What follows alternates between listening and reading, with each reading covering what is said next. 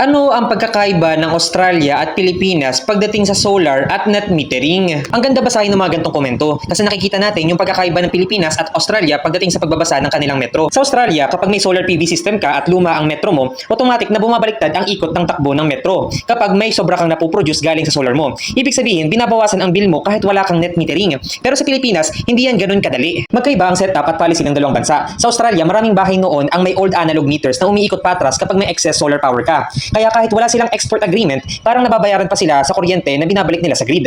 Pero sa Pilipinas, halos lahat ng metro ngayon ay digital. At kung wala kang net metering permit, kahit may sobra kang kuryente na galing sa solar PV system mo, hindi mo makukuha ang credit. Mas malala pa kung hindi bidirectional ang metro mo at wala kang export limiter. Akalang ng Meralco, kumukonsumo ka kahit nag-export ka na pala. Kaya may mga kaso na imbes na bumaba ang bill, tumataas pa. Tandaan, ang teknolohiya ng solar ay pare-pareho lang. Pero ang policies at utility system natin, ibang-iba. Kaya dapat, alam mo ang gantong sistema bago ka pumasok sa solar.